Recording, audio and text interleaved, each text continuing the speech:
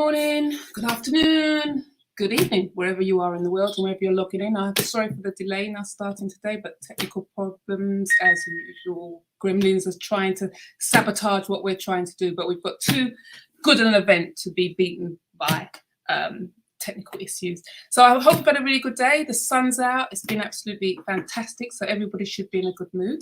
And I'm really excited. And we've got 3 really phenomenal speakers, very different styles, but basically that's so that you can get something out of it. There's something for everybody there.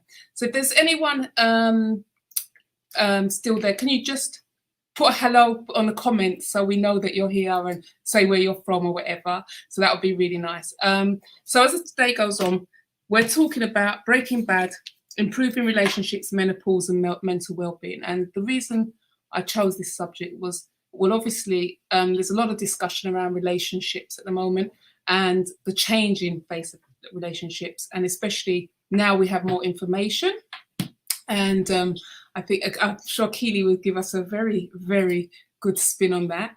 Then you've got Nigel Beckles, who I have been following, and I think he's doing some really, really good work. And he is,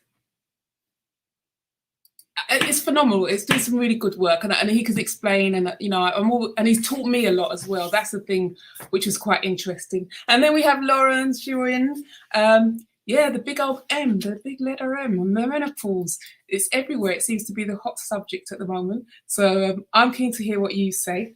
And remember, I've got questions. Our audience should have questions, so it should be okay. So let's start and go straight into it. So what I wanted to do, Lauren, can I ask you to go first? We're going to get you up on screen. Go, girl. Not Keely. You can't get the help. Hey, how are you doing? Fine. How's life? Yeah, no, really good. I've just come back from 24 hours climbing the 3 peaks in Scotland, England and Wales. And that has been absolutely phenomenal. So yeah, I'm back and I haven't seen the sun. I've seen -7 at the top of Ben Nevis with ice and snow. So I'm looking forward to a bit of sunshine. Good that. Me being parents, can I get out of heat? No cold weather for me. So anyway, Lauren, just tell them a bit about yourself in 1 or 2 Twitter characters, so nothing long. And then go into what you are going to talk about, and then we'll take it from there. Sure. So, yeah, I'm an executive health coach, and it's not what I've always done. But going back, if I take you back to 5th of November 2014, I was called into my boss's office to have a meeting. I was quite excited because actually that was my birthday. So I thought something really super exciting was about to happen. What I wasn't prepared for was the conversation which went along the lines of, you're walking around this place as if you've got the weight of the world on your shoulders. Wow, I wasn't expecting that. Yeah. And then I got, perhaps you were happier when you were doing that personal training job of yours that you used to do. You know, that kind of condescending conversation. So I walked out of that room as a senior executive in financial services, leading global programs and projects. Whatever self-confidence and self-esteem that I had at that point in time absolutely vanished. So I left my job thinking I had early onset dementia, and I've devoted the last 7 years to being fully educated on all things menopause so that I can help other women to make sure that they don't go through what I went through. Because when my doctor said, you don't have early onset dementia, you've just been through an early menopause, I literally punched the air with joy. I was the happiest menopausal woman in Bristol.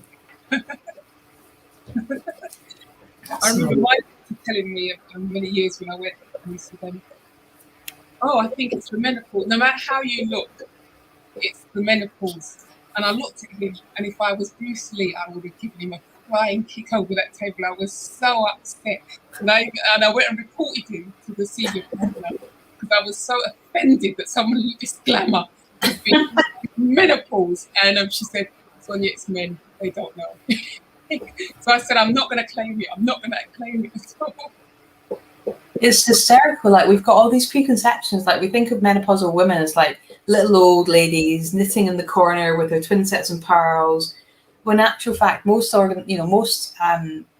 places around the world actually see their senior women as the matriarchs, as the ones who are there to help support future generations because of their skills, their knowledge, their experience. And yet in the Western world, we seem to sadly see our older women as people to be left behind, who are grey, who are past it. And it's such a shocking state of affairs. And I always have image of, can you imagine going through your menopause and having a really tough one, and you're being mentored by Generation Z? Or managed. Yeah, I totally can. And that's why I love what I do, because now I get to go out and educate organizations and help them understand more about menopause. And that way we can kind of redress the balance and make sure that people have got the right information, knowledge and skills to help manage and support this.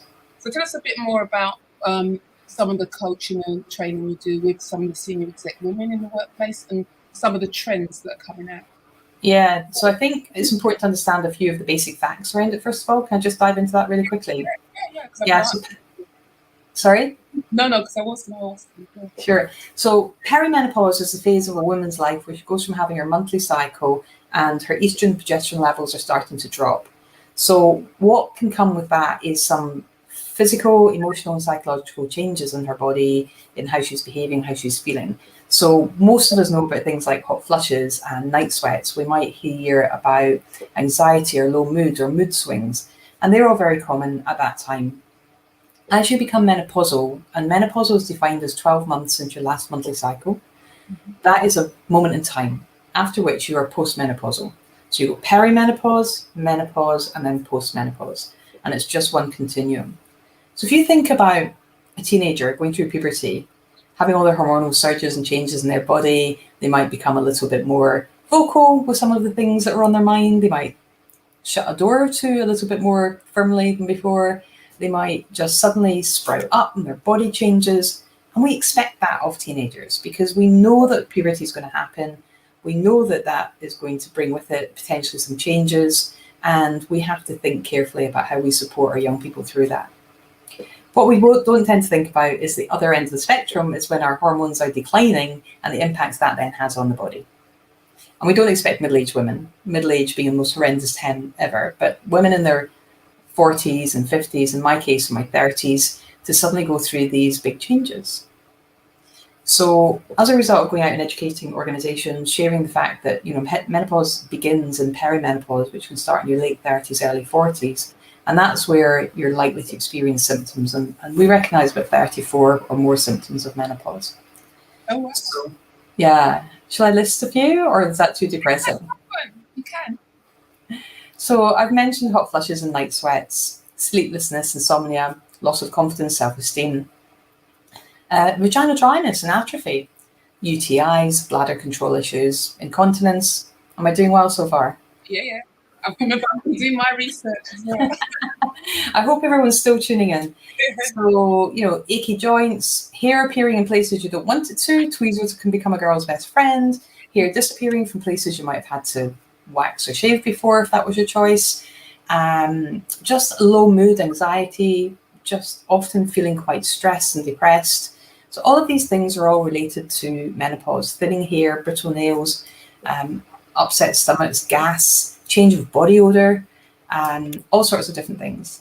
So the great thing is every single one of these things is manageable, treatable. And when it comes to the question you asked, Sonia, about trends coming through in the workplace, the most important thing is that women are getting educated.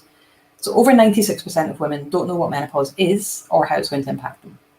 Wow, that's a big statistic. Yeah, huge. And that's from over 10,000 women surveyed last year.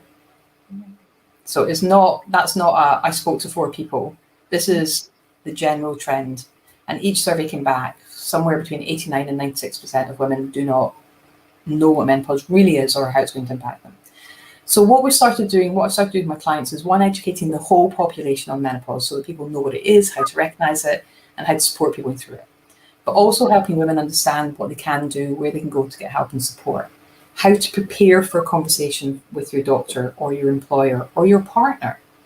That's right. I think I mentioned to you before a story about a good friend of mine who was moving. He'd moved overseas and got married, and he was coming back to the UK, and he was getting himself a new house, and he was looking for a new job. And lo and behold, when I spoke to him, he said he was on the verge of divorce as well. So when he went back overseas, when we're getting ready to line him up with, him buying a house over here and setting up the new job, when I was talking about his wife, he was like, just beautiful. And I said, I'm confused because it sounds like you love her and she's your best friend. And he said, she is. I do love her. I said, so why are you getting divorced? And he said, because we haven't been intimate for over 4 years and I can't carry on living like that. I don't want to cheat. And I just need to do a change. I've just run out of options. I don't know what else to do to help. So as a result of a conversation I had with him and some questions with both of them, we discovered that she'd just going through menopause and was suffering with severe symptoms. So I'm pleased to say that they are both back at their respective jobs, having both been off long-term sick and him, almost resigning. They're back living in their house together and everything's been resolved. So it is manageable, it is fixable, and they are having, life and soul back into their little world again, which is fantastic. But menopause, the symptoms can be really far-reaching, and that's why it's so important for people to get educated.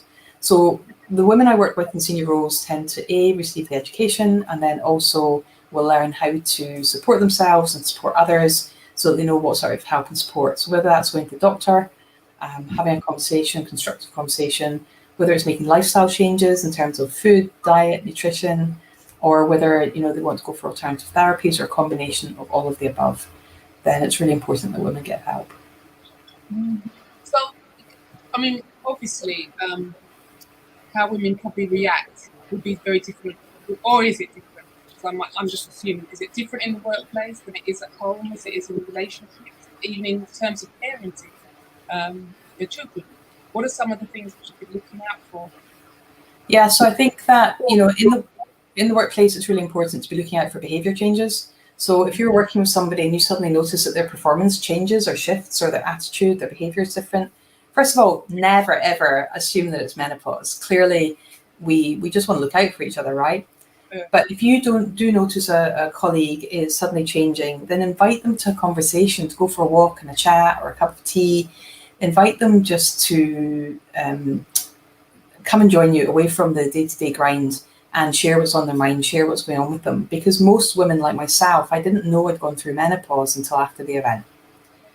We don't have a sign. There isn't like we do a test. No, look, we're menopausal. It doesn't work like that in the majority of cases. So often other people will notice changes in you before you do.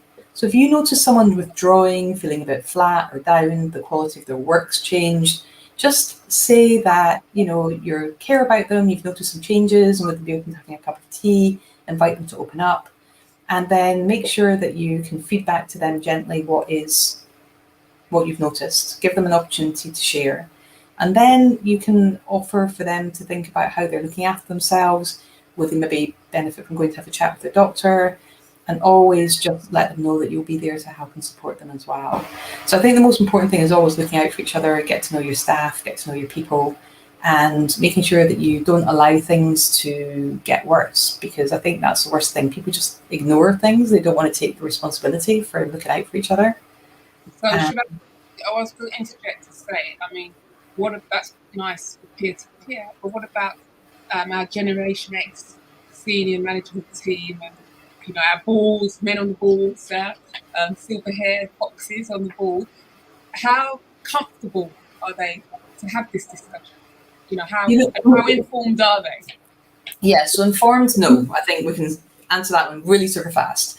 In terms of how comfortable are they having a conversation, if you'd asked me 7 years ago when I first started doing this, when I'd go to a networking event, I'd walk up and go, "Hi, I'm Lauren Sheeran. I support women, senior women, going through midlife changes." And men would shake my hand, kind of do that, there now, little girl, and walk off. And there would be no conversation to have. The minute I put my shoulders back, put my head up, walked in boldly, shook my hand firmly and went, "Hi, I'm Lauren Sheeran. I support organisations to understand why being menopause supportive is business savvy." And it makes Immediately the posture change meant the person I was talking to changed posture. All of a sudden I got, oh, really? Can I talk to you about that? Or, oh, my wife's beginning to struggle. Do you think you could help her? Or, oh, one of my team members or PA is struggling. Could you come in and chat to us? So I think it's a posture. There's a lot to do with how you position yourself and what you're saying. Okay, so I've got a few questions. So some questions have been submitted. So my first one, which I thought was quite juicy, they said, now that my periods have stopped, can I discontinue contraception? That depends. So the official guidelines, if you look up NICE guidelines on menopause, NICE guidelines, what they say from memory, and double check, because this is not medical advice, I'm not here to give medical advice, but typically if your periods have stopped for more than 12 months, then you should continue with contraception for at least 2 years. If your periods have stopped and you're over 51, then you should continue with contraception for at least 1 year. The reason behind that is that sometimes women will go without a period for about a year or so, and then they can come back, because there are so many other factors that can impact our periods and fertility. So always err on the side of caution if you don't want to fall pregnant. But they do say, if you've not had a period for a while and then you suddenly start to bleed again, it is important to go and get a checkup from your GP, because it's obviously they will send you to hospital to have a thorough checkup. Excuse me. I think if you are in your mid-40s, mid-50s, and you haven't had a period for up to a year, then that's entirely normal. Mm-hmm. But if you've ever got any doubt about yourself, you should always get checked out. Mm-hmm. Well, I see some people are putting in some of their other symptoms about menopause. Right, next question. This was a good one. It kept coming up. What do I do about my aging skin? Oh, great. Same as you do for menopause. Look after yourself. So there's so many answers to that one, but I'm going to stick with what I teach rather than some of the other things that are out there. So I am a big advocate of drinking lots of water, making sure you're well hydrated, because anybody who's not hydrated, which is around about 80% of this population, that has an immediate effect on your skin. So if you just increase your water intake, make sure that you're well hydrated, and you can tell by looking at the color of your urine or pinching the skin in the back of your hand. If you check that your wee is pale yellow, then you're probably well hydrated. Or if you pinch the skin in the back of your hand and it bounces back straight away, then that's another way. So I much prefer to use those as signs rather than saying drink 2 litres a day or 3 litres a day of water, because we get water from all sorts of sources and many things change how much we use up as well. So make sure that you're well hydrated. Number one top tip for skin. Your diet is super important. So if you've got lots of spicy foods and alcohol and caffeine, these things dehydrate you as well, and they have lots of other impacts on how your collagen is produced. So anything, I mean, it's good old fashioned stuff that most people find really boring, but it's basically looking after yourself, getting enough rest, having a good peaceful nighttime routine, eating well. It's all the good old fashioned things, and making sure you really use a good moisturizer, good morning and evening routine just to cleanse your skin and moisturizer. And just finally, so we will come back to have some more questions. They were saying, is there anything I can do to stop my hair from thinning? So when your estrogen levels are fluctuating through perimenopause and menopause, then it can have quite a big impact on the strength of the collagen in the body, and how your nails and your skin and your hair feels. And your hair can thin a bit as well. It's such a broad question and can be quite individual in terms of your genetic background, your medical background, and a lot of other things. So in general, it's about good self-care, just making sure you're genuinely looking after yourself really, really super well. I would need to know an awful lot more background to be able to answer that more fully, but generally start off with good healthcare and general care, and then if you've got concerns, either get in touch or speak to your doctor. And one of the other questions that has popped up now is too good to let it go. So we talked about the period. So ever since my period stopped, my desire for sex has decreased. Is this normal? Yeah, it really is normal, and It's also really individual. So for some of us, our sex drive goes up through the roof, but then we suffer with vaginal dryness and therefore it becomes really painful, and that can put people off, and then you get a psychological block about wanting to be intimate. For other people, libido just drops off a cliff and they're just not interested anymore. For everyone's really different. The good thing is that in the majority of cases, all of these things are dealable with and reversible. So in terms of the intimate side, vaginal dryness, vaginal atrophy, using either a moisturizer or a lubricant, and if they don't work, then looking at something like a localized estrogen, which your doctor can prescribe for you, which is just we use a cream or a tablet or a tiny little rubber-like ring that you insert up inside, and that can help get things back to normal, including sorting out urinary incontinence. And the other part of it is, although it's not widely available everywhere, if your confidence, your sexual desire, etc., is dropping, then looking at talking to your doctor about testosterone as well, because that's where, sometimes we've lost our va-va-voom, we want it back, then that's a conversation worth having. Right. Laurie, any last comments before I move on to Nigel? No, move on, because I can talk about menopause for hours. Sorry, to Keely, yeah? So we'll come back. Thank you for that. And one of the things while you're waiting to come back, thinking about some of is it the HRT drug that the doctors give you? The hormone? So just to come back on that so some people can get some information. I can't say too much about that because I'm not a medic, but I can give you a general overview. That's fine. That's fine. Okay, so we want to call in. Thank you very much for that. I hope that was useful. And listeners, please put in some questions. That's what you're here for. You want to learn, you want to engage, you want to have some information around your, if it's your challenges or if you want to support somebody, as Lauren says, this is the ideal opportunity to get the information you need. All right, now we're going to Keely Travener for Key for Change. Now, Keely, I'm just going to let you do your bit. I promise I'm not going to interrupt.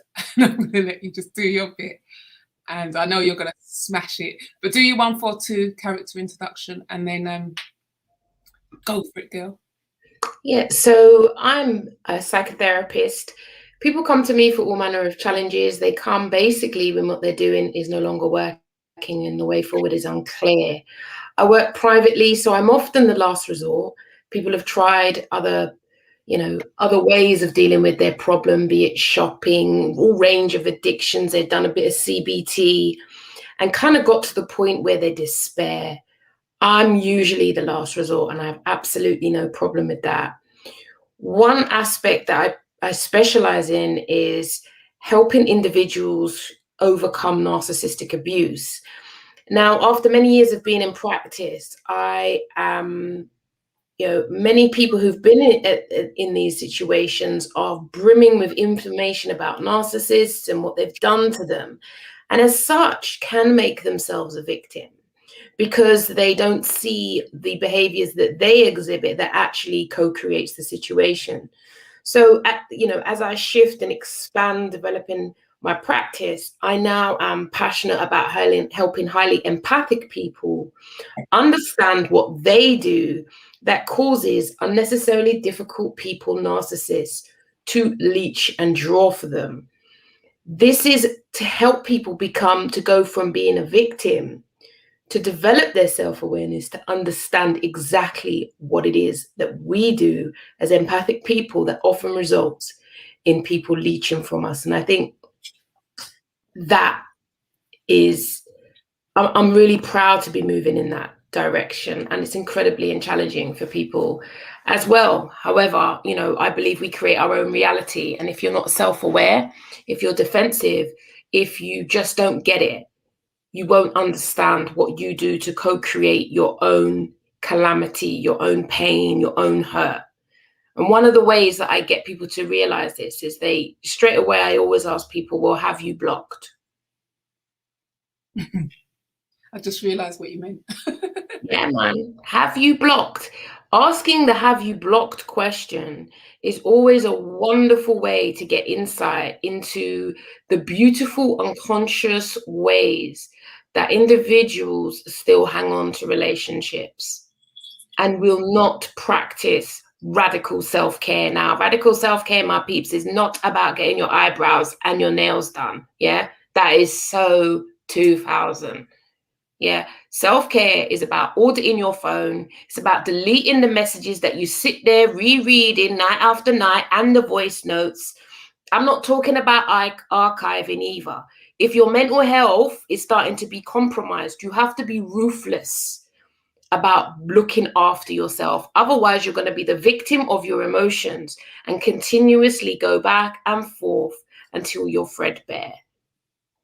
I'm passionate about helping people to see how we do it to ourselves, which to some degree is now considered to be, I find, controversial, because actually people aren't always happy to look at what they do.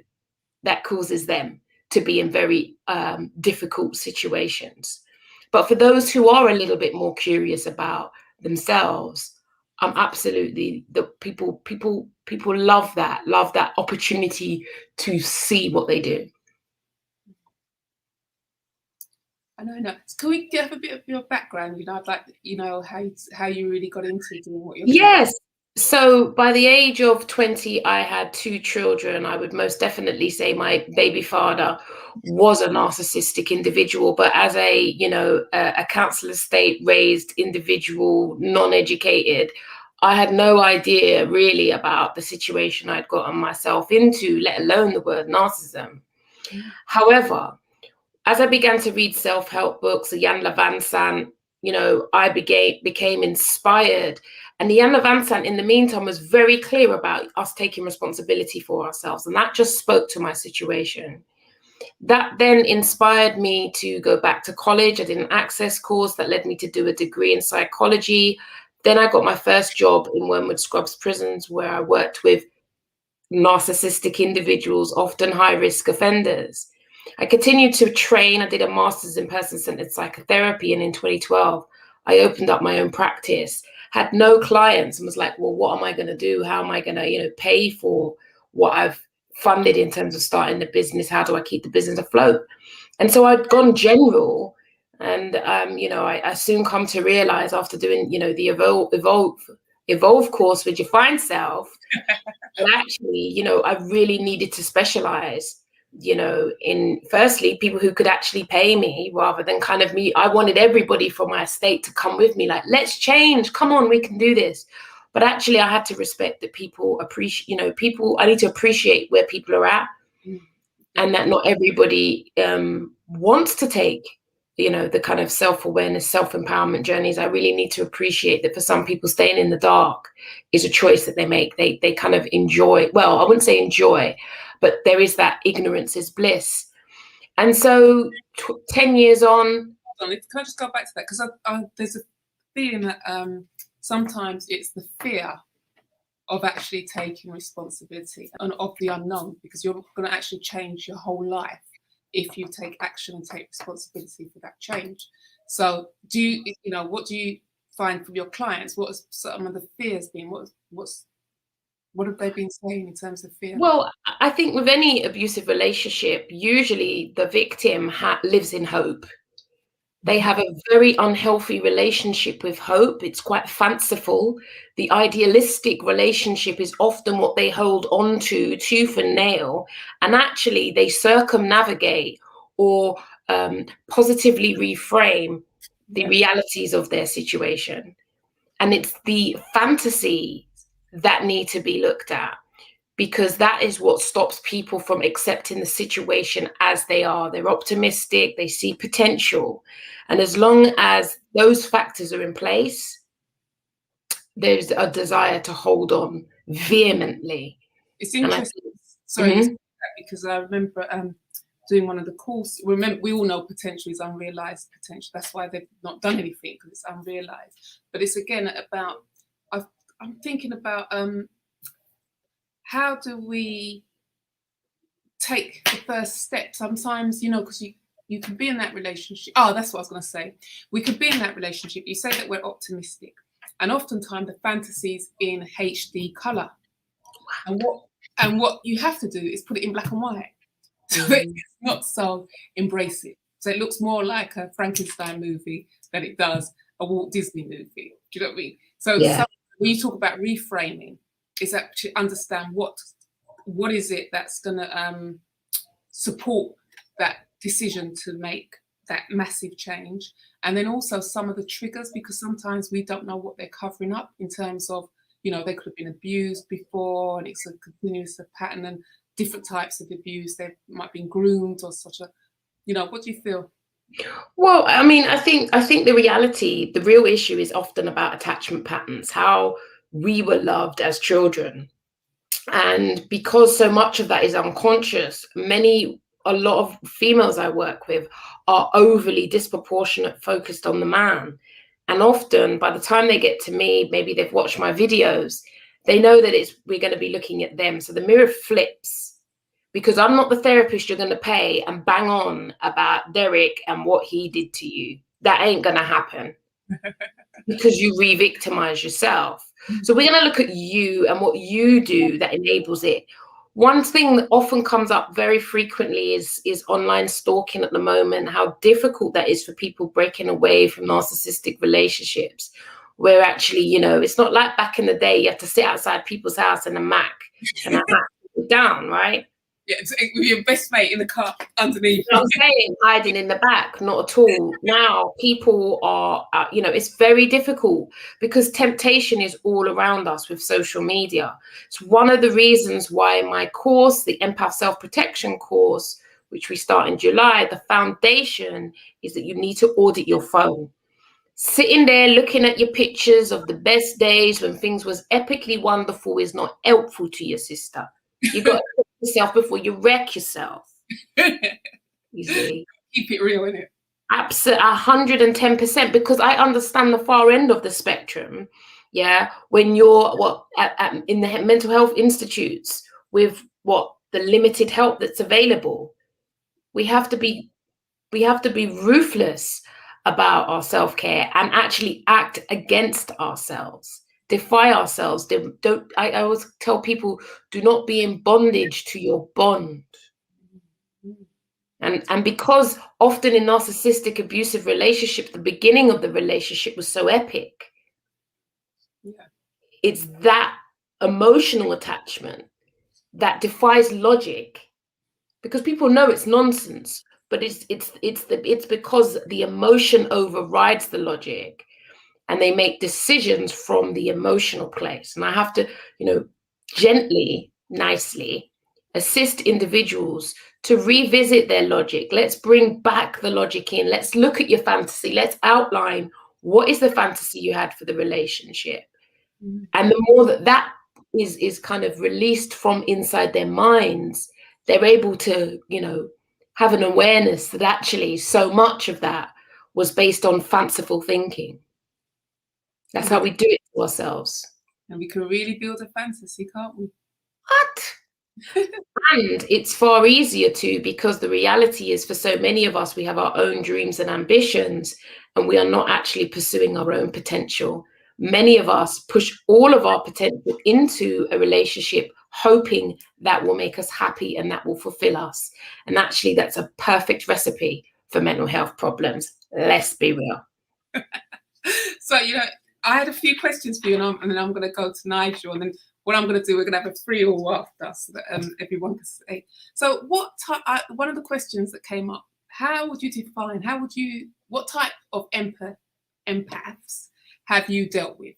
So, I've got a list of different types, but yeah. Well, I think the reality, I mean, how do I define? It's a highly sensitive person. It's someone who cares, can go above and beyond for others, tends to put themselves in other people's shoes. And one of the massive problems for empaths is they're highly agreeable. They're so agreeable, they focus on other people's needs and abandon their own. And this is how empaths and our trauma links back to our own attachment issues. So we're not great at identifying what we need, let alone asking for what we need. So we disproportionately focus on the other person. Now, if you're with a narcissistic individual, they are incredibly needy and demanding, which again gives that individual a perfect opportunity to not focus on themselves, which leads to increased self-neglect. So the relationship becomes a perfect storm, because the attachment issues were already there from before, which is why we end up jostling. We look back in order to move forward, but fundamentally it's the blocks to self-care that always fascinate me. How people do not want to block, do not want to audit their phone. And so, leave. I say it's like a rat in it. If you don't seal this hole here, it will come through that door there.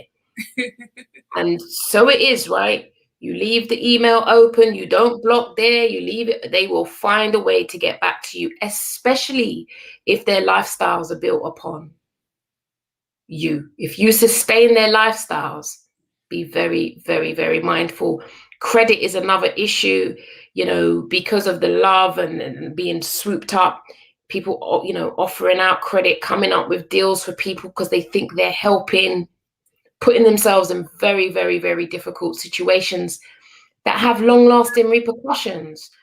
So these are factors that I help people to face gently, but fundamentally redistribute the energy back to themselves so they regain their energy to think about, well, what is it that you want for your life? What do you want for your life? Alison here says, you let go when the red flags keep you up at night. Well, I guess, I think it depends. It depends on you uniquely. It depends on your own attach. Red flags, many empaths who come here had known the red flags, but it has to hurt enough. You have to be in sufficient pain. That's why I understand I am the last resort. People rather go to Bicester Village and buy a Gucci bag. Go and buy last season's Gucci bag. Sort yourself out, go and buy a fancy car, drive the Range Rover, whatever you need to do, but you cannot deny the pain and the hurt that you have and all the things that you put on top to make yourself feel better with fancy eyelashes and hairstyles and all of that. You're still in pain and you can't avoid that. So, I'm here for you when you're ready. Your girl Key here. I ain't going nowhere, God willing. I'm here. Oh, okay, Kaylee, thank you very much. We will be coming back to you because I've left a lot of time for us to get more from you. Just quickly, very briefly, just tell them a bit about one of the benefits of going on to your empath course. Well, one of the benefits is you realize, I bring together all the insights I've had from my own calamity as a therapist to, let me be frank, narcissists love me and I still love them, but I'm woke. I'm self-aware. They are drawn to me. And the more there's a beautiful benefit to accepting that. Can you tell? That's why I can't be friends with anybody before there's I need to be your friend because I attract them and they look great on the surface. And then when you dig down into the character, you see the unnecessarily difficult person. But I love the talk when you said you used to be on the prison and all of a sudden you was the hottest thing on the prison. Oh, absolutely. Yeah, man. Working in prison with a whole raft of offenders, with a whole raft of personality disorders.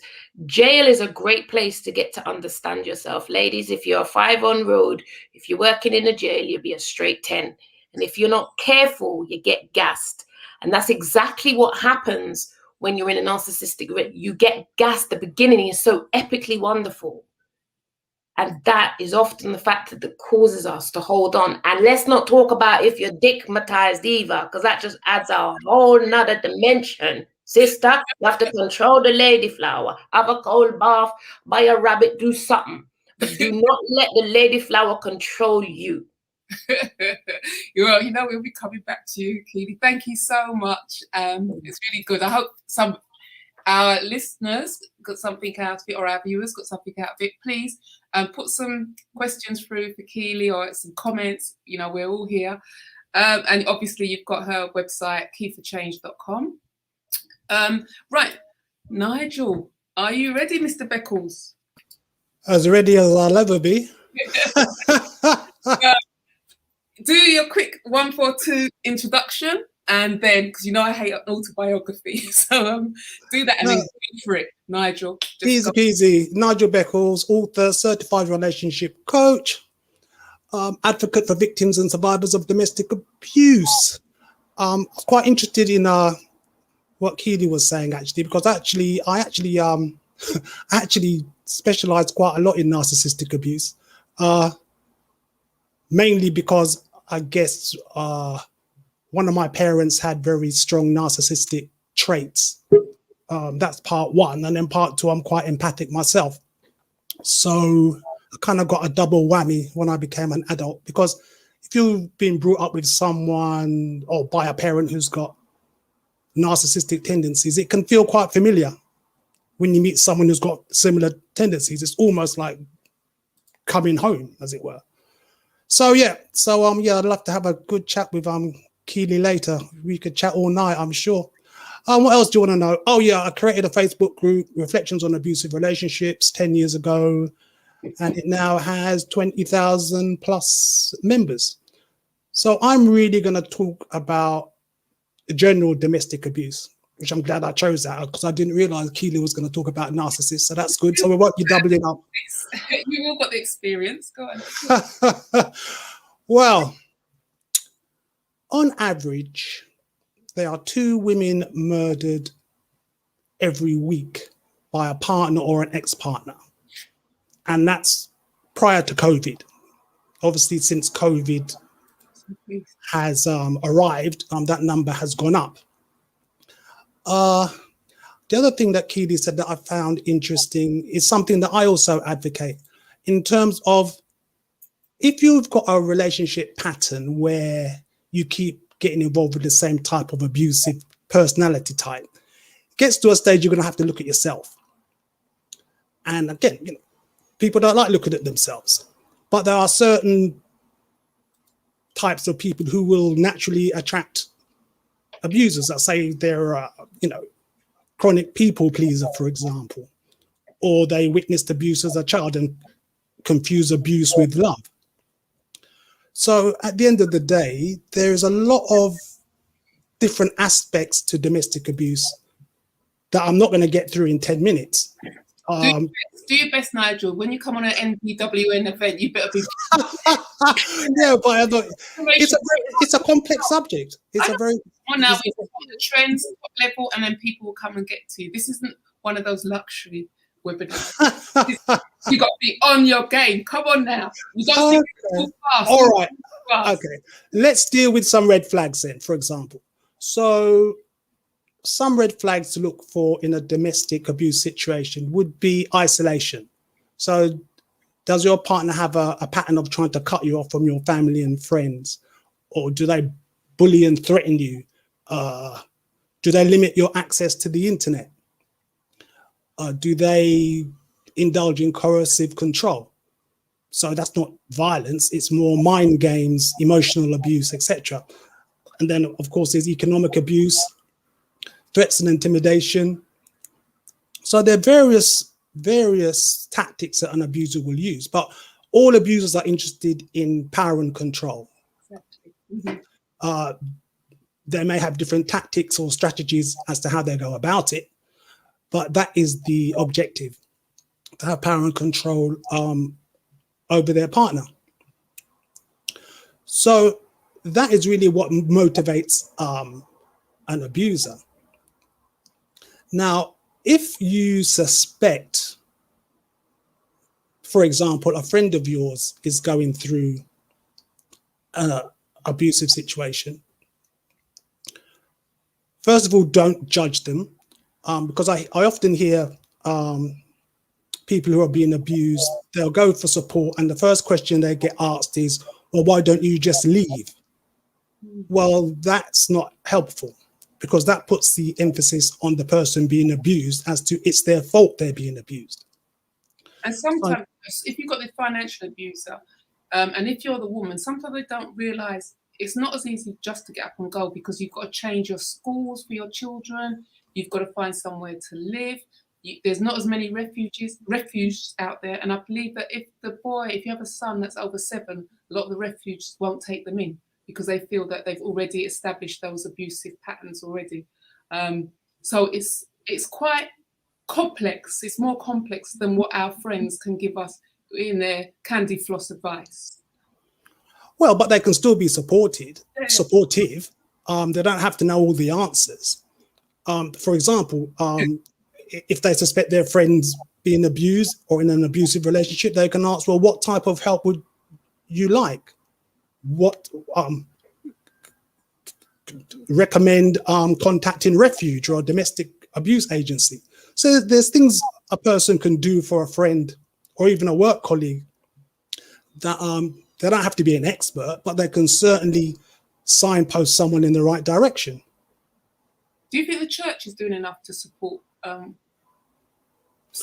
I don't know a great deal about the church. What I do know is that abusers go to church too. Exactly. Demons go to church too.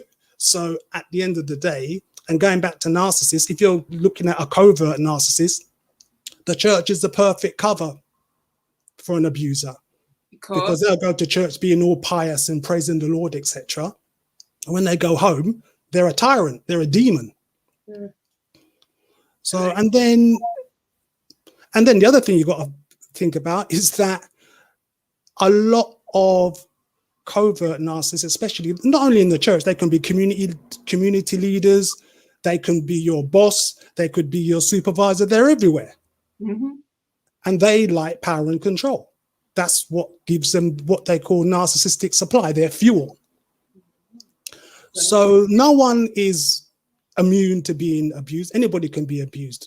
You know, it doesn't matter about your sex, your race, your gender. Men get abused too. It's getting a bit more coverage now than it used to. I think in the last month, there's been 2 programs on mainstream TV about men being abused and men being murdered by their female partner. The problem that it's less embarrassing to talk about being abused by your female partner, isn't it? Well, the problem is for guys, you've got a couple of things to unpack there. First of all, boys are not socially orientated to show their emotions, except maybe for anger. So basically a lot of boys get brought up, big boys don't cry, man up, etc. So they become adults who are basically scared of being judged by their peers. There's something called the guy code. So the guy code is guys generally talk about what's happening at work, what's the latest car, sports, etc. Anything except about their emotions, because they fear being judged by their peers and their friends. But then when you look at the research and you see the fact that men commit suicide at a rate that is 2/3 higher plus than it is for women, then you have to ask yourself the question, why? Why are men committing suicide at that higher rate? And I believe it's because they bottle their emotions up. But there has been an increase in male suicide since COVID with the lockdown, hasn't there? For both men and women. I mean, COVID has triggered a lot of mental health issues for a lot of people. Yeah, definitely. And it'd be interesting with the lockdown, because obviously they've not had access to services as they would have pre-lockdown. And you could just imagine them in wherever they live, it's just festering. It's like a pressure cooker. Their emotions move like a pressure cooker, I would imagine. Well, it has not been easy for many people, because not only is there the isolation part of COVID, but then obviously there's a financial impact of COVID. They may have lost their job, for example, or their hours may have been cut. Or if they're out of work, they're not in a position to go and find work or look for work, because obviously you've got to go for an interview, you've got to mingle with people, etc. So COVID has had a lot of devastating effects for a lot of people, sadly. It's interesting because I keep thinking about, you know, what it must be like for people who are currently living with their abuser and what kind of stress that must be giving to them. Any feedback on that? Major stress, because the murder rate in terms of domestic abuse has actually gone up since COVID. So I think, going off the top of my head, I think it was, I think between April 2018 and March 2019, so that particular year, I think 80 odd women were killed by their partner or ex-partner. But then again, that is inevitable in many ways, because one, they're locked down with their partner, so they can't get access to support. To the support services, they've been hit by COVID, so their staff are not, their staff numbers are down because obviously staff members get COVID too. So basically you've got a double whammy where the cases are going up and the support has been reduced.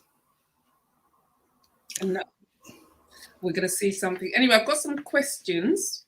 Mm-hmm. And my first one is, how as an individual are you primed for narcissistic abuse? Some of you, just maybe 2 or 3 people. Well, as Keely mentioned, basically narcissists have what they call the narcissistic relationship cycle. So basically the cycle works like this: idealize, devalue, discard. Mm-hmm. And then you may well get the Hoover. The Hoover is when they want to come back. So in the idealization stage, they're going to be in the love bombing stage. They're going to, compliments, you're the best thing since sliced bread, etc., etc., etc. So they entice you into the relationship. Then at some stage, they're going to start to devalue you. So they're going to start finding things that are wrong with you. There's nothing wrong with you, that's just what they do. Mm-hmm. So they will then start to devalue their partner while they're doing the devaluation, but they're also looking for someone else to groom. Yeah. Because they're very well known for cheating. So they're not going to leave a relationship to be on their own. They're going to leave a relationship to go into another relationship. So there's usually an overlap. Then you get the discard, and the discard is basically when they get rid of you, because from a narcissistic point of view, everyone is considered as an object. You're not a living, breathing person with feelings and emotions, etc. You're an appliance, like a kettle or a pot. Right? So that's how they view things. So they'll leave, and then, as Keely was saying, block, often called no contact. So if you can go no contact, i.e. there's no children involved and there's no reason for you to have communication or interaction, then you no contact, no looking at social media, no nothing, block, no contact, end of. Now, if you can't do that because you've got children, for example, there's a method called the grey rock method where you just keep things very businesslike. You don't talk about the past, don't talk about what happened in the relationship, just keep it very businesslike, very civil. And that's how you deal with it if you've got children children are involved. Unfortunately, again, Keely touched on this, there's something called trauma bonding. So a person can get bonded to their abuser. And to cut a long story short, they can end up seeking comfort from the very person who's abused them. I mean, I've got my own support group. I belong to other support groups. And if I had £1 for every day I see someone saying, oh, I know he was abusive, I know she was abusive, but I still want them back, then you would say to yourself, yeah, but that doesn't make logical sense. Why would you want someone back who you recognize and abused you? But that's because they're trauma bonded. Who's it? Tracy Joseph, my short-sighted self. Can a narcissist change? That will depend on where they are on the spectrum. So if a person went to be diagnosed officially as a narcissist, they would have to score 5 or more traits out of 9 to be officially diagnosed as a narcissist. So obviously the more they score, the less likely they are to change, in my opinion. And then the other thing about that is in terms of therapy, I've read research that says it can take between 3 to 8 years. To get over that. And there's no guarantee, because that depends on whether the narcissist is cooperating, because obviously they're going to have to go to therapy, etc., etc. So then the question becomes, if they've got a partner and they've been diagnosed as a narcissist, the partner's decision is going to have to be, well, do I hang around for 3 to 8 years with no guarantee that they're going to get better? In which case I would say, well, obviously you need to leave, because I'm not waiting around 8 years on a possibility. Yeah, on a whim. Sorry, what was I going to say? Because one of the other question was how to avoid re-traumatization at the hands of clumsy clinicians. So if you're going to get treatment, well, you have to be. Well, I always say you have to research your therapist. So if you've been a victim of abuse, whether it be narcissistic or otherwise, you have to research your therapist. And ideally, you want a therapist who's been through what you've been through. There's a book by Robert Burney, The Dance of Wounded Souls, and he says someone who has not been in the dark can lead you into the light, which makes perfect sense to me. So ideally you need to find a therapist who knows what they're talking about, and ideally may have been through a similar experience. More empathy. Okay, so any final thoughts on your little session, and then I'm going to bring everybody in, and then we're going to kind of start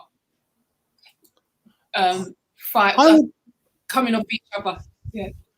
I would just say that there's always support and help out there, and if anyone is in a domestic abuse situation, they can call the National Domestic Abuse Helpline. They can also, and there's also a refuge. I mean, if they Google domestic violence support, there are various agencies out there, but they don't have to suffer alone or suffer in silence. There is help out there. I remember doing some work with the police, and they were doing some safeguarding, and one of the support agencies was saying that they work with the GPs. So what they do is, because the husbands often turn up with them, they can't really say what's going on. So what they've done is, in the ladies' toilets, put the leaflet in there and say, if you're a victim, this is the sign you have to do. And apparently it worked quite well, because it would work well, because the bottom line is couples therapy is not recommended if one of the partners is abusive. It's simple as that. Because, as I said before, abusive relationship is about power and control. So say, for example, person's being abused, they go to couples therapy, they mention something the abuser doesn't want them to mention, or says something the abuser doesn't want them to say. Then when the session's over and they go back home, they may well get abused further.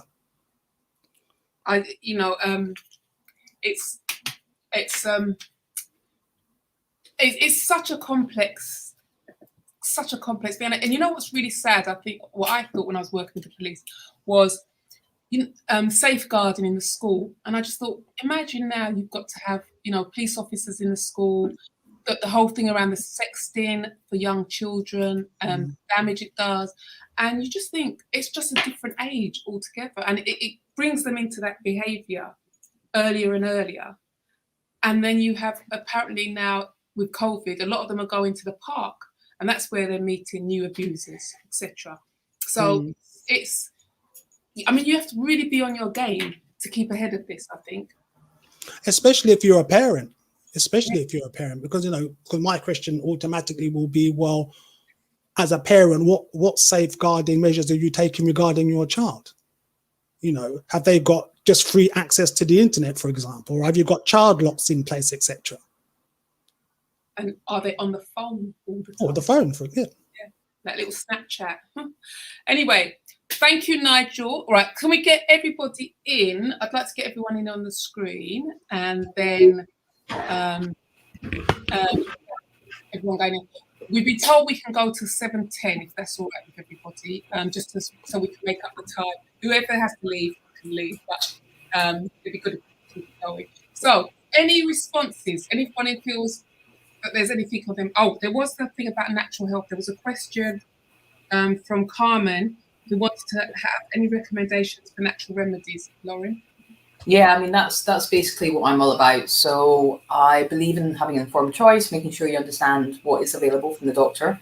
And then, natural remedies, the first port of call is obviously how you hydrate yourself, what sort of food you're eating, making sure that you're in positive, constructive relationships, which obviously we've been hearing about relationships which are less than beneficial for your health. So anything that you can do to reduce your stress levels, anything you can do to boost your body, making really good choices to eat naturally, as close to source as possible, and keeping away from processed food. Alcohol, caffeine tend not to be girls' best friends during menopause. And for that most people are like, don't want to hear that.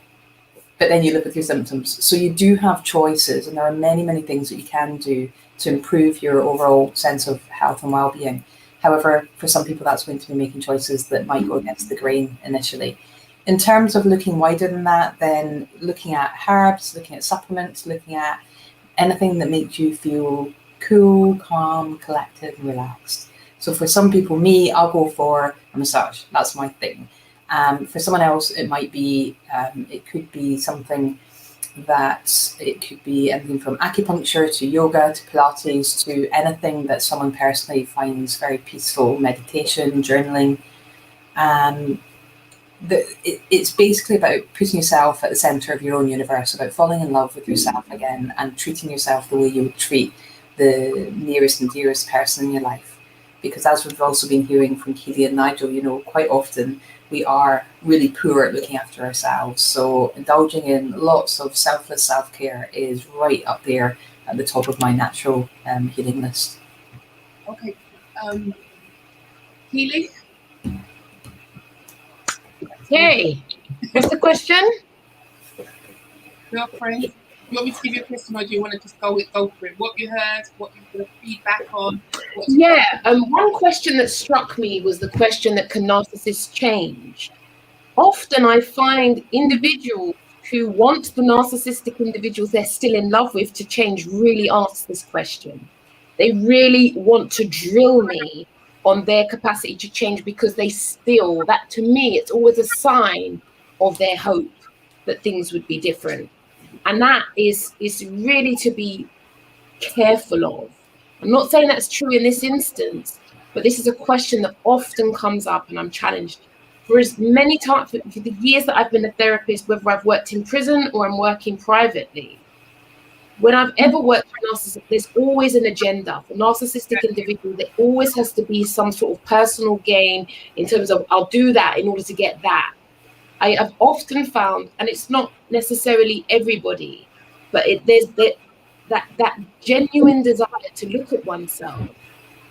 And I think that is about their own trauma, because actually they've had to disassociate from their own vulnerability to have survived their own difficult childhood traumas. So I get it, but there's always this question that continuously comes up. The true challenge is, do you want to change? You are the only person that can change in that situation. It's only you. Anything else is knocking your head against the brick wall. And if you desire to do revenge, be careful. You will harm yourself. They are experts at the game. They know exactly how you will lose. Tell me some examples you've come across in your life. I have to name the name. Well, people are always asking me about revenge because they're livid. They're livid that they're here. They're livid that they're having therapy. They're livid that it's come to this situation. And so naturally, I have to help people to know, maybe one way of revenge is to become successful. Maybe model myself in terms of now, what do I do for a living? This is exactly what I've done out of my own calamity, my own trial and tribulation, which actually, I had my own attachment issues. I had my own self-esteem issues. I am so grateful for the trauma that I've been through because it revolutionized my life. That's the secret to living a good life, that you make your pain purposeful. And many people don't do that. And I'm sorry, but if you don't, then you'll soon understand what happens. Life will get the best of you. Sadness, depression, anxiety take hold. And your life becomes smaller and smaller and smaller. And you observe others living fully. You gossip, you look at others, but you're not living for you. Do you? Nigel? Well, I just feel very, what's the word I'm looking for? I like Keely. We're not having a lot of this going on here now. I like. No, but because we're obviously in similar fields, and it's kind of nice to actually hear someone. I said to Lauren earlier that the word narcissist is thrown around a little bit too freely these days. You're Like people who don't really know what they're talking about. Just because someone's a bit obnoxious or a bit arrogant doesn't necessarily mean they're a narcissist, you know. So yeah, but no, I've enjoyed it. I mean, I mean, at the end of the day, I'm a very curious person, so I like learning new things, even about the menopause. Cause I've got female friends who are going through the menopause now. I was talking to one a couple of weeks ago, so I can pass on some of the information that Lauren has kindly shared. Okay, and Lauren, what do you feel? There's been a couple of questions. Can you see that one down there? Yeah, I mean, there's so much to learn about all these topics, and I think the central theme to all of them is that we need to nourish and look after ourselves. So when we look after ourselves and learn to step into our own power, that's where we become the most confident and capable and able to conquer whatever we're dealing with. And it's no different whether it's narcissism or it is menopause. But the last question, I had my last child at 42 years old. I'm still wondering about what the menopause really is. I've been diagnosed with fibromyalgia, which carries similar symptoms as described in the change. So my fibromyalgia is a collective list of 36 symptoms that is used to describe what is really not describable. So if you take a certain number of the 36 symptoms for fibromyalgia, they class you as having fibromyalgia. And it's fairly limited in terms of what you can be offered for help and support.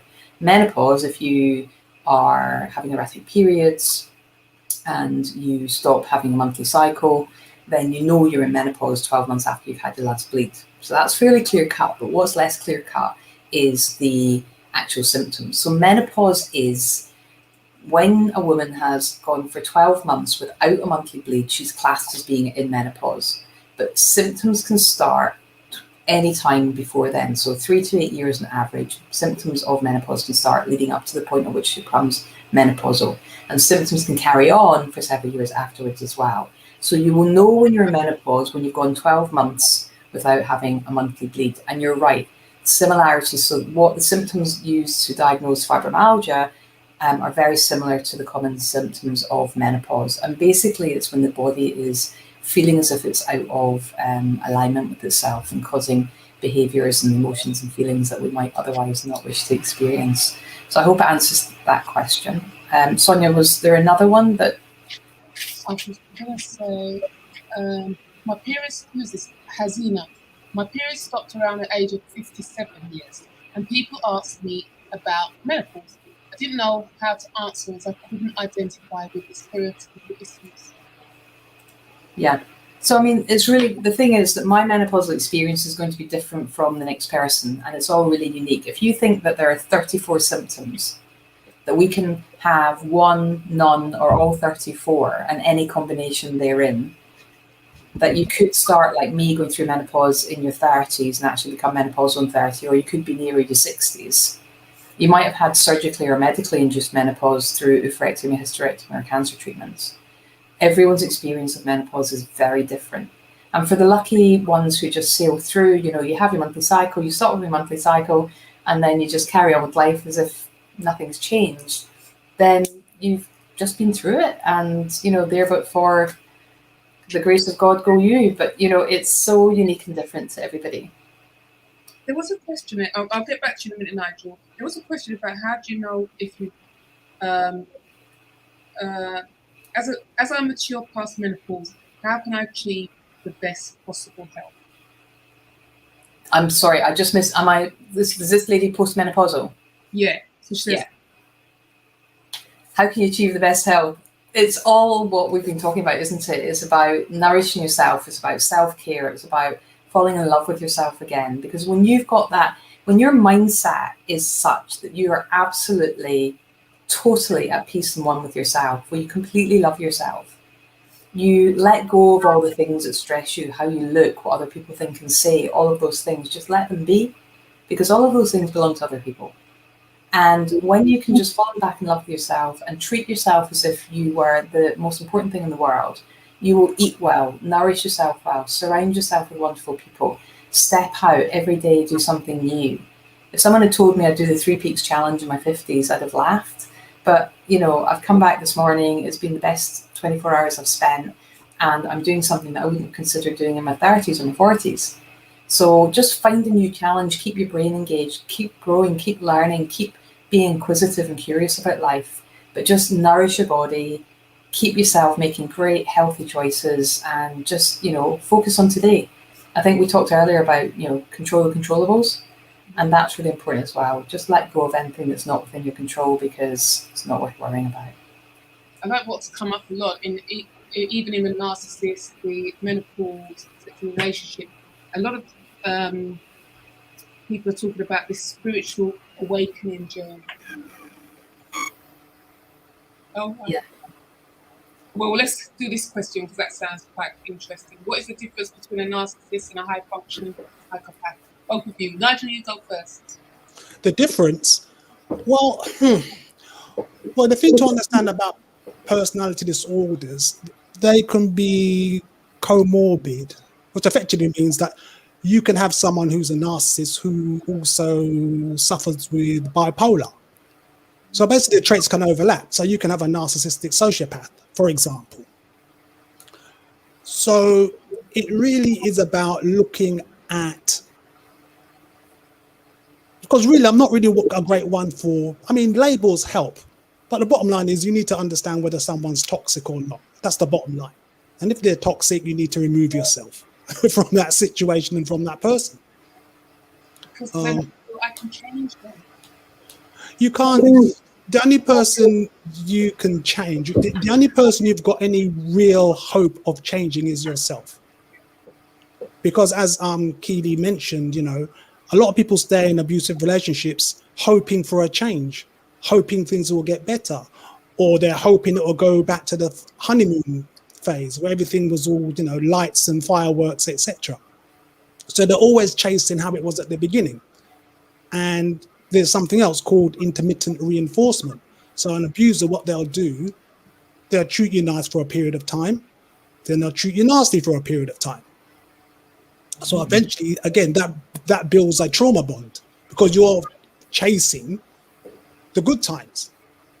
So that can just keep you trapped in a loop, like a hamster on a wheel. Lauren, do you want to come in on that? I've had my fair share of relationships where it's not my area of specialism, and today learning about an formal definition of narcissism was really fascinating. I can certainly say that I recognize narcissistic behavior 100 paces these days, and I'm just super cautious when I get to know somebody that I just take my time. I let a lot of time and experience with them pass, and just take my time to build up trust and get to know somebody. But at the end of the day, we all know that you never truly know anybody 100%. So it goes back again, not trying to link it to menopause, but it goes back to looking after and nourishing yourself and having a lot of self-belief and confidence, because it's so easy. And I've done it not, into recent years, I have gotten caught up in a relationship which didn't serve me at all. And you think you've recognized the pattern. And yeah, I think it all comes back to really building your sense of being, your sense of self and sense of value. I still believe there's a lot of people who don't know about narcissists and get trapped into the relationship. They can't recognise the signs. And they're just thinking, what the hell is going on here? But if you've never been involved with one, you're not gonna know, are you? And the other thing about many abusers, narcissists or otherwise, is that they can be very charismatic. They can be very charming. That's how they entice you in the first place. It's only until you're in, then the mask begins to fall off. Then you start seeing their toxic behavior. But by that time, you're probably emotionally invested. You might be financially invested. You've invested your time into that relationship. So just walking away can be difficult. You might be trauma bonded on top of all of that. It's funny you say. I want to go back to, let's say, issues in the church, especially in our Black church. I know it goes on in other churches, but in our Black church, again, as you say, we've got the covert narcissist in the church wreaking havoc. Do you feel that our deacons and ministers and that should be actually, just as Lauren is doing work around menopause, because they should be doing stuff around menopause as well, that they should be doing stuff around relationships, narcissistic relationships, because all they tell you, get married, get married, get married. But they're not investing in making sure this is the right match. Well, the problem you're going to have there is that obviously the doctrine of the church is to get married and to stay married, you know, whether your partner's an abuser or not. So, you know, the pastor, you know, a woman may go to their pastor, say, I'm being abused, and then the pastor may say, well, go and pray. Yeah. Well, that's not helpful, is it? I know. You say pray and take action, do they? Well, yeah, I mean, I've got a very good friend of mine, and she was a Christian, then she became a Seventh-day Adventist, and she got married. But when she decided to divorce her husband, then the church basically excommunicated her. You know, when she went to church, people stopped talking to her because she'd gone against the rules, as it were. Let me just let everyone know. Lauren's gone. She's got an appointment, and Keely's client has turned up, so she's had to go and do one of her therapy sessions. So it's just me and you, Nigel. So I want to go back. One of the things we haven't talked about, Nigel, because I know you do. What's this other thing I want? You know, as an advocate for victims and survivors of domestic abuse, what does that look like? Generally very sad, and you have to, or I've had to train myself over the years to detach my emotions, because you know, you're reading some sad, very sad stories on a daily basis, and being quite empathic, obviously I will tend to absorb that energy. So over time I've had to, like, say, you know, read it kind of dispassionately and just provide the best information I can provide. I mean, sometimes someone may post in my support group and say, look, I'm struggling, I want to leave, but I don't know what to do. They might, so I'll look at their Facebook profile, figure out where they live. They might live in California, for example. Then I'll just Google support agencies in California, and, you know, post a link for them. You know, so it's just, for me, it's about providing practical assistance, raising awareness and providing practical assistance. That's what I do. Well, let's have a look at a question from Hasina. What do you think? The church uses quotes from the Bible, often to encourage married persons to remain together. This perpetuates narcissistic situations. They call it love, referring to what the Bible says about love. Well, it's more talking about the institution of marriage, isn't it, as opposed to love at the end of the day, because that's what the Christian church is set up to do. As I said before, the church encourages marriage, and they encourage people to stay married, often regardless of the situation, often regardless of any abuse that's going on. And it's interesting because now, you know the British police, one thing about the British police, they'll always do a cold case. And it's interesting how some of these cases are coming out against some of these people in the church, you know, who have been abusers and abusing some of the members of the congregation. And it's now coming out to light, even if it's 10 years, 15 years from now. Well, as I said before, the church is the perfect cover. And I have to say, I was reading last week, you know, police officers are getting pulled up regarding domestic abuse as well, because again, they've very much got this culture. Well, I suppose very much like the States, where, you know, you don't snitch on your fellow officer. Mm-hmm. It's interesting you saying that, because I remember, you know, back in the day, when I used to always think about the detectives, you know, with the Scotch bottle in their desk drawer, and then going on to batter the poor wife, and she can't say anything because all the coppers are his friends. Excuse me.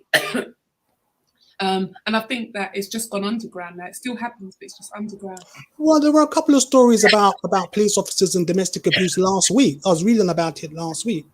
In fact, there was a feature, I believe, on Channel 4 where they were talking about it, and there were a couple of newspaper reports as well. And then and also don't forget, you've got the other case where the police were undercover in the UK, and they actually trying to infiltrate this political group, and some of the officers actually formed relationships and had children with them, and even had children. Yeah, and the poor taxpayer had to compensate them. You know, yeah. Get back to us, compensate them. But I think, I think as the world is evolving, I think we're becoming more enlightened into some of the behaviours that we didn't know before. And I think it's helping us to be more informed and to make better decisions when it comes to relationships. And, Hasina, yes, these issues affect everyone, but you can also look at it culturally, because I always say, if we look at different cultures and what some of the themes are, I mean, last week when I was reading, it was a lot of things around honour killing. And they kept saying, stop calling it honour killings, because it's not honour killings, And as the police say, if any young child or Asian child is going back to Pakistan or India for a wedding, the teachers have to notify the police because they won't take the chance in case they're taken. And then not only is it marriages out there, but it's also FGM. Yes. They're worried that they're going to commit FGM on them. So because it's cultural. So if you look at many different cultures, the abuse is still there, but it's some of the triggers, what triggers the really severe attacks. So, if you think about, someone was saying to me, if you think about these young Asian girls, let's say, they've gone to school, gone to college, they've met the person they want to be with, but the parents say, you've got to marry the cousin from, let's say, Pakistan, who she's never met, doesn't speak English, and she's put in a situation. I mean, then you have that choice. There's choices they have to make. And again, that's still another form of abuse. Well, unfortunately, the abuse or the practice of abuse in certain cultures and in certain practices, it's traditional. Yeah. It's what they do. Yeah. And it's seen that, as you said, female genitalia mutilation. Again, that's kind of, as I understand it, that's kind of religious based, in the sense that a woman is not supposed to enjoy any pleasure when they're having sex. Cultural rather than religious. Yeah, so not anything to do with it, any health issue. It's just a barbaric tradition, I would say. I would add. But you know what I found? I mean, we did some work around that FGM, and what I found very interesting was, oh my gosh, how did they have the strength to have children after that, having gone through that FGM? And because they get infections, they got all sorts of things that are triggered by that. But again, the mother, the matriarch, will say, no, this is what you have to. I've been through it. Your granny's been through it, so you should be able to deal with it. So again, I think as we become more diverse as a country, we're beginning to learn more about the different aspects of abuse, because culturally it comes in and we have to learn, the police have to learn how to deal with it, the doctors have to learn how to deal with it, service providers have to learn how to deal with it and be open, schools have to know all about it. So it's again about educating ourselves and putting ourselves in a position that we can stop that behaviour. Because again, what happens if you're, let's say, going through this and your support services is a person who's a narcissist, who feels that a woman should be at home, who should be cooking, cleaning, one leg tied to the fridge and the other one to the bedpost, because, and a lot of some of them, they don't even want their wives to learn English because it keeps them in a power, it gives them more power over them. Well, that would be, to my mind, that would be an isolation tactic. Because if someone's isolated, they're easier to control. I know, and the first one is that the family, I wanted to laugh when you was talking about family, when you're isolated from the family. So, the good old West Indians, the worst thing is if you had brothers. So they never wanted the brother to know that they'd done anything to you, because the brother and his friends, they would have just dealt with that one straight away, But we've become more bourgeois now, so we have to suffer in silence many a times. Well, as I said, there's always support out there. You just got to be brave enough to reach out and seek some support, professional support. And if you're in a position where you can actually afford to pay a therapist, just make sure you research that therapist, that they know what they're talking about. Okay, we're in our final minute, Nigel.